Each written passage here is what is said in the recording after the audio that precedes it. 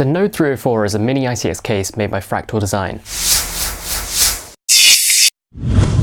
It costs around £50 to £60, and I'd say this case has a really wide market, anywhere from gamers to an office PC or an home theatre. The case measures 25 centimeters in width, 21 centimeters in height, or roughly the height of a human head, and about 40 centimeters long. So the footprint of this is about mid-range as far as ITX cases go, and I'll talk about this more later on. The case weighs in at 5 kilos, and this is largely due to a solid steel construction. You've got powder-coated steel panels and also the base frame inside, and then you've got a really nice brushed aluminium front panel, where you can also find the front I/O, where you've got a microphone port, headphone, 2 USB 3.0 ports, and power. The top of the case is completely flat, no ventilation there, and what you've got is a small vent on the side for the power supply, then another vent on the other side for the GPU. On the bottom of the case we find 4 rubber feet which give a tiny bit of clearance, and then you've got the exhaust for the power supply along with a dedicated dust filter. The front panel comes off to reveal 2 92mm fans, and also included is a 140mm fan at the back with an included fan controller as well.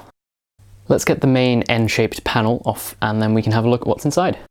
Right, so this will be slightly tricky due to the cable spaghetti, but I'll try and point out the main components. So we've got the power supply down here, which has an extension cable coming out the back of the case. And then obviously you've got the ITX motherboard flat on the bottom here. What you can see here is the heatsink to my CPU cooler. The hard drives go in these sleds, which are at the top. Each one of these sleds can hold 2 hard drives, and this case can take up to 3. So in total, that's 6 hard drives potentially. If we just scoot along to the other side, we find the graphics card, which can be up to 31 centimeters in length. Okay, so what can you fit in here? Well, as I said before, up to 6 hard drives, but if you've got a long graphics card, then you'll only be able to fit 4. As for the CPU cooler, it can take any up to 165mm tall. The power supply, if you're going to have a long graphics card in there, like I have, needs to be less than 160mm in length, but the vast majority of power supplies fall under this. What I've got in here is a typical gamer's build, so I've got quite a long graphics card as you can see, and I've got a solid state drive and a regular drive. What is the build like in this case? Although it doesn't look like it, it's quite a spacious ITX case, and there's a lot of good places to attach cables to when you're routing them around. The real infuriating part of building was the front panel little connectors, and when you're doing the build it's important to sort of put things in the right order, because as parts go in there's much less room for you to put your hand in, for example. As mentioned before, the case comes included with 2 92mm fans intake at the front and a 140mm exhaust at the back, as well as a fan controller. So these do a good job of getting some air in and out of the case. The ventilation that's provided on the side for the graphics card allows that to breathe very well, and noise is okay. It's not a silent case by any means, but it's a low frequency whir. So what's good about this case? Well, firstly, the amount of hard drives you can get in here is ridiculous. Not many cases have that kind of hard drive capacity. You can also put in a 140mm sort of radiator-based CPU cooler at the back here, and in addition to that, you're not limited in the graphics card. Obviously, it has to be double slot because it's mini ITX. I think the aesthetic of the case is also very appealing. It's very plain, but I really like the brushed aluminium at the front. It's very luxurious. And also, being a mini ITX case, it has quite a small footprint, so it's portable, easy to take places. The top panel is also completely smooth, so you can put things on top of it, and it is very sturdy in that sense. There's a lot of other ITX cases that I was looking at and you could potentially be looking at. For reference, the Node 304 is 19 litres in volume. The first competitor I want to talk about is the Silverson SG13. This is an absolutely tiny case coming in at 11 litres.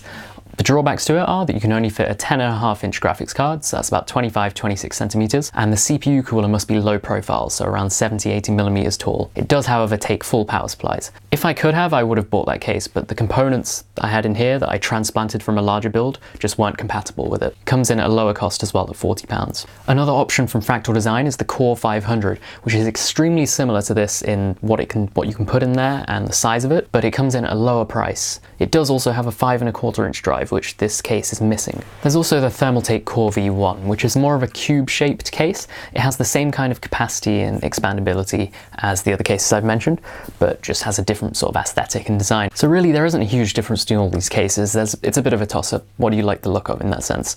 Overall, this is a really solid mini ITX case. Building in this case is fairly straightforward. There is the infuriating front panel connections, but that could have just been my motherboard, which was annoying. Hard drive capacity is one of the biggest features this has over the other competitors, so you can fit up to 6 drives, 4 if you've got a long graphics card. This is compared to the 1 or 2 in the other competitors.